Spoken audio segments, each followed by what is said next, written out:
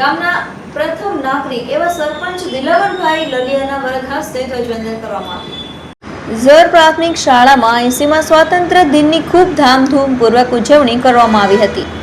સૌપ્રથમ ગામના પ્રથમ નાગરિક એવા સરપંચ દિલાવરભાઈ લલિયાના હસ્તે ધ્વજવંદન કરવામાં આવ્યું હતું। ત્યારબાદ શાળા પરિવાર દ્વારા સૌ મહેમાનોનું સ્વાગત કરી સાંસ્કૃતિક કાર્યક્રમ શરૂ કરેલ। શાળાના ભૂલકાઓ દ્વારા દેશભક્તિ ગીતના તાલે ખૂબ સુંદર કાર્યક્રમો રજૂ કર્યા। હજુ બાલવાટિકામાં અભ્યાસ શરૂ કરેલ બાળકો દ્વારા પણ ખૂબ સુંદર કૃતિઓ રજૂ કરાઈ હતી।